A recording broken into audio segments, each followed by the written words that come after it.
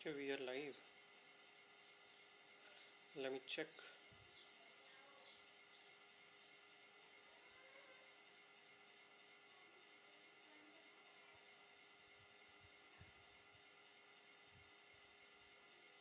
Okay. If we are live, then why it is not visible over here?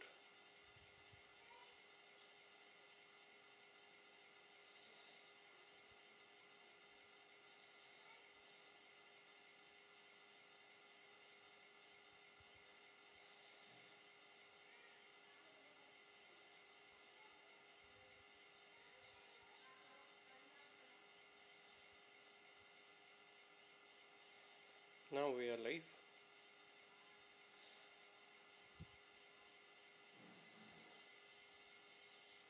It's audio and everything is working fine.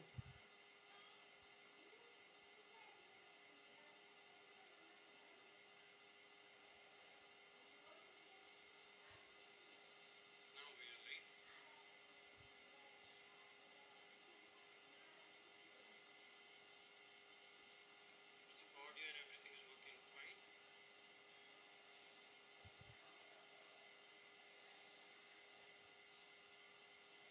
Okay, everything is fine. We can begin.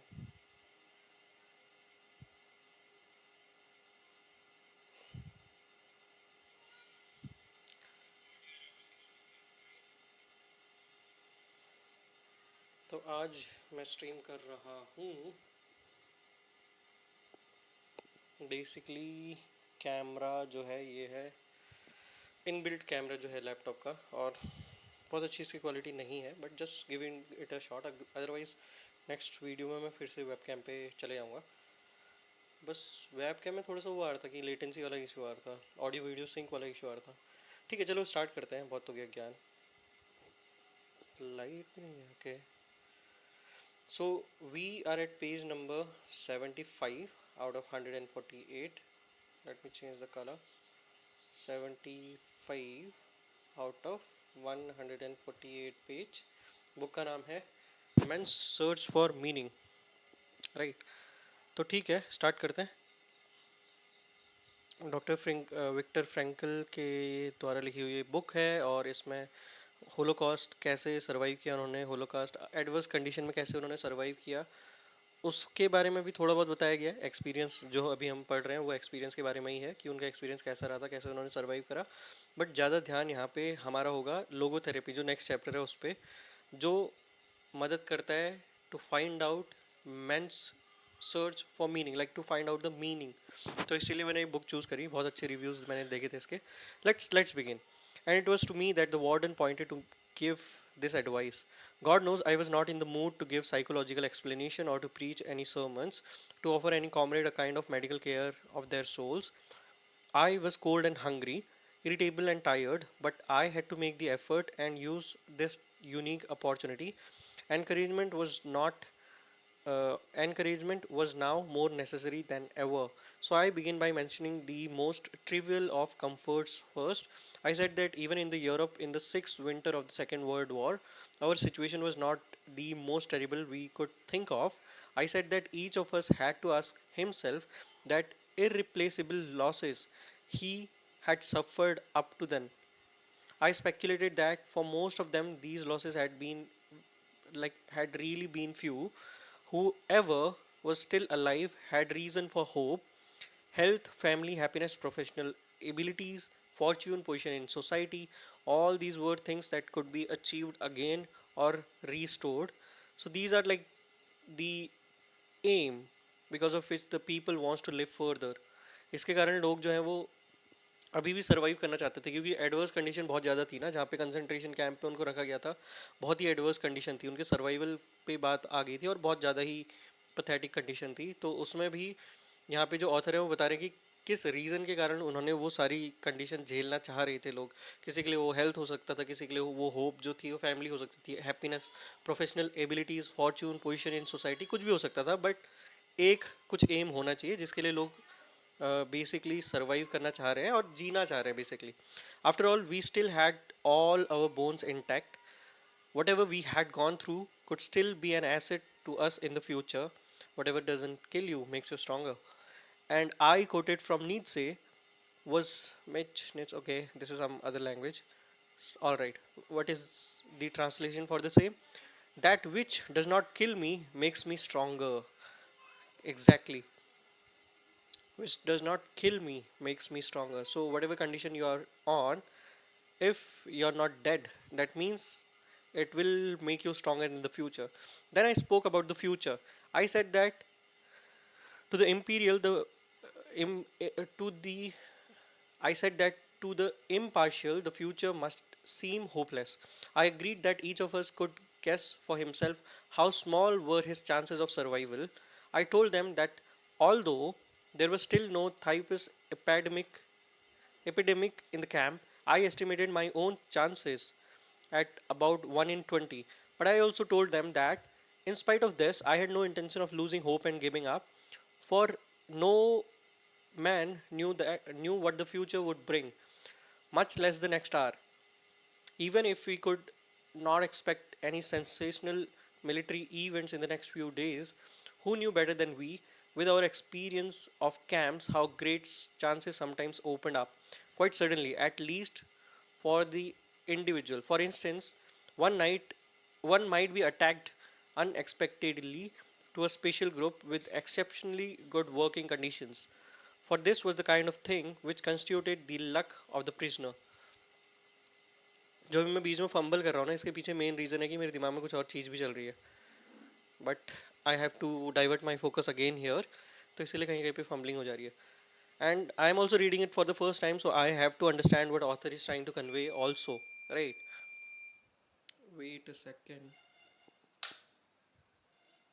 Okay, cool. But I did not only talk to the future and the veil which was drawn over it. I also mentioned the past, all its joys, and how it light shone even in the present darkness. Again, I quoted a poet to avoid sounding like a preacher myself who had written, okay, some other language. What you have experienced, no power on earth can take from you, which is again very true. Whatever experiences that you're having, that's the only thing that you actually own rather than the materialistic things. Whatever your experiences are, that's the only thing that you really own. But okay, just let me highlight it once. Cool. Whatever great thoughts we may have had, and all we have suffered, all this is not lost. Though it is past, we have brought it into being. Having been is also a kind of being, and perhaps the surest kind. Then I spoke of the many opportunities of giving life a meaning. I told my comrades who lay motionless, although occasionally a sigh could be heard, that human life, under any circumstances, never ceased to have a meaning, and that this infinite meaning of life includes suffering and dying, privation and death. I asked the poor creatures who listened to me attentively in the darkness of the hut to face up to the seriousness of our position. They must not lose hope, but should keep their courage in their certainty that the hopelessness of our struggle did not detract from its dignity and its meaning. I said that someone looks down on each of us in difficult hours, a friend, a wife, somebody alive or dead, or a god, and he would not expect us to disappoint him. He would hope to find us suffering proudly, not miserably, knowing how to die. And finally, I spoke of our sacrifice, which had meaning in every case. It was in the nature of this sacrifice that it should appear to be pointless in the normal world, the word of material success. But in reality, our sacrifice did not have a meaning. Those of us who had any religious faith, I said frankly, could understand without difficulty. I told them of a comrade who, on his arrival in camp, had tried to make a pact with heaven that his suffering and death should save the human being he loved from a painful end. For this man, suffering and death were meaningful. His was a sacrifice of the deepest significance. He did not want to die for nothing. None of us wanted that. And that is true. The purpose of my words was to find a full meaning in our life, then and there. In that hurt and in that practically hopeless situation, I saw that my efforts had been successful. When the electric bulb flared up again, I saw the miserable figures of my friends limping towards me to thank me with tears in their eyes. But I have to confess here that only too rarely had I the inner strength to make contact with my companions in suffering, and that I must have missed many opportunities for doing so. We now come to the third stage of a prisoner's mental reaction, the psychology of the prisoner after his liberation. But prior to that, we shall consider a question which the psychologist is asked frequently, especially when was personal when he has personal knowledge of these matters. What can you tell us about the psychological makeup of the camp guards? How is it possible that men of flesh and blood could treat others as so many prisoners say they have been treated? Having once heard these accounts and having come to believe that these things did happen, one is bound to ask how, psychologically, they could happen. To answer this question without going into great detail, a few things must be pointed out. First, among the guards, there were some sadists. Sadist is the purest clinical sense. In the purest clinical sense. Okay. Sadist, sadist is the person who enjoys someone else's suffering. Right. So the guard, some of them were sadists. So they enjoy the suffering of the other being. तो उन guards में से बहुत सारे लोग sadist थे. Sadist यानी कि जिसको दूसरे को पेन में देख के खुशी होती है. Right. So, second, these sadists were always selected when a really severe detachment of guards was needed. Okay. There was great joy at work site when we had permission to warm ourselves for a few minutes after 2 hours of work in the bitter frost in front of a little stove which was fed with twigs and scraps of wood. But there were always some foemen who found a great pleasure in taking this comfort from us. How clearly their faces reflected this pleasure when they not only forbade us to stand there but turned over the stove and dumped its lovely fire into the snow. When the SS took a dislike to a person, there was always some special men in their ranks known to have a passion for and to be highly specialized in sadistic torture, to whom the unfortunate prisoners were sent. Third, the feeling of majority of the guards had been dulled by the numbers of years in which, in ever increasing doses, they had witnessed the brutal methods of the camp. These morally and mentally hardened men at least refused to take. Okay, where is my cursor? Alright. The brutal methods of the camp. These morally and mentally hardened men at least refused to take active part in sadistic measures, but they did not prevent others from carrying them out. Fourth, it must be stated that even among the guards there were some who took pity on us. I shall only mention the commander of the camp from which I was liberated. It was found after the liberation only the camp doctor, a prisoner himself, had known of it previously, that this man had paid no small sum of money from his own pocket in order to purchase medicines for his prisoners from the nearest market town. But the senior camp warden, a prisoner himself, was harder than any of the SS guards. He beat the other prisoners at every slight opportunity, while the camp commander, to my knowledge, never once lifted his hand against any of us. It is apparent that the mere knowledge that a man was either a camp guard or a prisoner tells us almost nothing. Human kindness can be found in all groups, even those which as a whole it would be easy to condemn. The boundaries between groups overlapped, and we must not try to simplify matters by saying that these men were angels and those were devils. Certainly, it was a considerable achievement for a guard or a foreman to be kind to the prisoners in spite of all the camp's influences. And on the other hand, the baseness of a prisoner who treated his own companions badly was exceptionally contemptible. Obviously, the prisoners found the lack of character in such men especially upsetting, while they were profoundly moved by the smallest kindness received from any of the guards. I remember how one day a foreman secretly gave me a piece of bread which I knew he must have saved from his breakfast ration. It was far more than the small piece of bread which moved me tears to that time. It was the human something which this man also gave to me, the word and look which accompanied the gift. And बहुत बार ऐसा बोला जाता है ना, be kind to the people around you, like be kind. Why it is said in this manner? Why? Because you don't know what the other person is going through in their life, right? So be kind to them. From all this, we may learn that there are two races of men in this world, but only these two, the race of the decent men and the race of the indecent men, both are found everywhere. They penetrate into small groups of society. No group consists entirely of decent or indecent people. In this sense, no group is of pure race, and therefore one occasionally found a decent fellow among the camp guards. Life in a concentration camp tore upon the human soul and exposed its depths.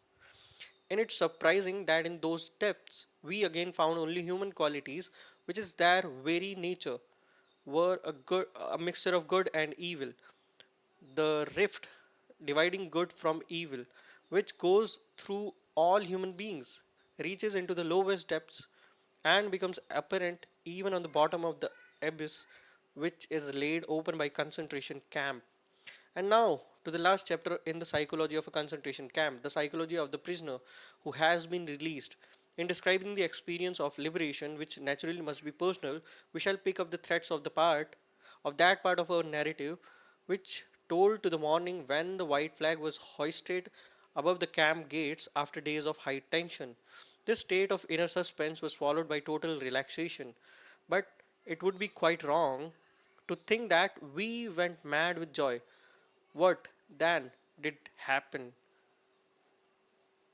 With tired steps, we prisoners dragged ourselves to the camp gates. Timidly, we looked around and glanced at each other questionably. Then we ventured a few steps out of camp. तो finally मतलब war over हो गई है और अब in concentration camp से बाहर आ रहे हैं which is like a miracle to them so they survive the bad part now let's understand their psychology this time no orders were shouted at us nor was there any need to duck quickly to avoid a blow or kick. Oh no, this time the guards offered us cigarettes. We hardly recognized them at first. जो guard इतने cruel थे उनकी तरफ, अब वो उनको cigarettes offer कर रहे थे, थोड़ा सा काइंड हो गए थे क्योंकि जो वॉर की सिचुएशन थी जिसके कारण वो कंसंट्रेशन कैंप में रह रहे थे वो ओवर हो चुकी थी. They had hurriedly changed into civilian clothes. We walked slowly along the road leading from the camp. Soon our legs hurt and threatened to buckle. But we limped on. We limped on. We wanted to see the camp surrounding for the first time with the eyes of free men. Freedom, we repeated to ourselves, and yet we could not grasp it. We could not grasp it, okay? We had said the word so often during all the years we dreamt about it that it had lost its meaning. Its reality did not penetrate into our consciousness. We could not grasp the fact that freedom was ours. We came to meadows full of flowers. We saw and realized that they were there, but we had no feelings about them. The first spark of joy came when we saw a rooster with a tail of multicolored feathers, but it remained only a spark. We did not yet belong to this world. In the evening, when we all meet again in our hut, one said secretly to the other, "Tell me, were you pleased today?" And the other replied, feeling ashamed, as he did not know that he all felt similarly. Truthfully, no. We had literally lost the ability to feel pleased and had to relearn it slowly. तो इतने time तक वो concentration camp में रह गए थे, इतनी adverse condition में रह गए थे कि जब उनको एक्चुअल में फ्रीडम मिली तो वो चीज़ों को एंजॉय करना ही भूल गए थे. And which make sense, right? जो जिस तरह की लाइफ आप एक बहुत लंबे टाइम तक जीते हो वो आपकी पार्ट बन जाती है पर्सनैलिटी का, और going back again to a certain kind of life style will be tricky in the beginning. फिर आपने एफर्ट्स डालने पड़ते हैं. यहाँ पे तो इतना मतलब उनको प्लेजर भी इंजॉय करने के लिए बहुत सारे एफर्ट डालने पड़ेंगे, ऐसा वो बोल रहे हैं. Psychologically, what is happening to the liberated prisoners could be called depersonalization. Depersonalization हो गया था उनको. Everything appeared unreal, unlikely as in dream. We could not believe it was true. How often in the past years had we been deceived by dreams? We dreamt that the day of liberation had come, that we had been set free, had returned home, greeted our friends, embraced our wives, sat down at the table and started to tell of all the things we had gone through, even of how we had often seen the day of liberation in our dreams. And then a whistle shrilled in our ears, the signal to get up, and our dreams of freedom came to an end. And now the dream had come true, but could we truly believe in it? तो वो बोल रहे हैं कि जब वो adverse condition में थे, यानी कि जब वो प्रिजन में थे, जब वो कंसंट्रेशन कैंप में थे, तो उनको बहुत बार ऐसा सपना आया कि उनको फ्रीडम मिल गई है और वो अपनी वाइफ्स के साथ एंजॉय कर रहे हैं, अपनी फैमिली, अपने फ्रेंड्स, अपने लाइक जो उनकी फैमिली है उनके साथ एंजॉय कर रहे हैं, बट अल्टीमेटली एक विशल बसती थी जो कैंप में बसती थी, जिसके कारण उनका सपना टूट जाता था। वो उनके साथ इतने बार हो गया है कि अब जब रियलिटी बन गया वो सपना तो वो उसको एंजॉय नहीं कर पा रहे हैं, जिसको डीपर्सनलाइजेशन बोला जा रहा है यहाँ पे। The body has fewer inhibition than the mind. It made good use of the new freedom from the first moment on. It began to eat ravenously for hours and days, even half the night. It is amazing what quantities one can eat. And when one of the prisoners was invited out by a friendly farmer in the neighborhood, he ate and then drank coffee which loosened his tongue, and he then began to talk about, often for hours. The pressure which had been in his on his mind for years was released at last. Hearing him talk, one got the impression that he had to talk, that his desire to speak was irresistible. I have known people who have been under heavy pressure only for a short time, for example, through a cross examination by the Gestapo, to have similar reactions. Many days passed until not only the tongue was loosened, but something within oneself as well. Then feeling suddenly broke through the strange fetters which had restrained it. One day, a few days after the liberation, I walked through the country past flowering meadows for miles and miles toward the market town near the camp. Larks rose to the sky and I could hear their joyous song. There was no one to be seen for miles around. There was nothing but the wide earth and sky and the lark's jubilation and the freedom of space. I stopped, looked around and up to the sky, and then I went down on my knees. At that moment, there was very little I knew of myself or of the word I had put. I had but one sentence in mind, always the same. I called to the Lord from my narrow prison, and He answered me in the freedom of space. How long I knelt there and repeated this sentence memory can no longer recall. But I know that on that day, in that hour, my new life started. Step by step, I progressed until I again became a human being. The way that led from the acute mental tension of the last days in camp, from that war of nerves or mental peace, was certainly not free from obstacles. It would be an error to think that a liberated prisoner were not in need of spiritual care anymore. We have to consider that a man who has been under such enormous mental pressure for such a long time is naturally in some danger after this liberation, after his liberation, especially since the pressure was released quite suddenly. This danger, in the sense of psychological hygiene, is the psychological counterpart of the blend of the bends. Just as the physical health of the cation worker would be endangered if he left his driver's chamber suddenly, where he is under enormous atmospheric pressure. So the man who has suddenly been liberated from mental pressure can suffer damage to his moral and spiritual health. मतलब इतने time तक वो इतने pressure में थे, इतने mental pressure में थे कि अचानक से उनको जब आज़ादी मिल गई है तो भी उनका जो मोरल है, जो स्पिरिचुअल हेल्थ है, वो डैमेज ही है, उसको रिस्टोर करने में भी टाइम लगेगा, because they have been through a lot and we already knew about it, like we already learned about it in the previous pages, right? During this psychological phase, one observed that people with natures of a more primitive kind could not escape the influence of the brutality which had surrounded them in camp life. Now being free, they thought they could use their freedom licentiously and ruthlessly.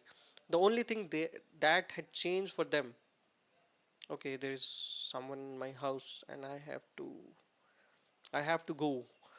So हम हैं अभी page number 82 में, out of 148।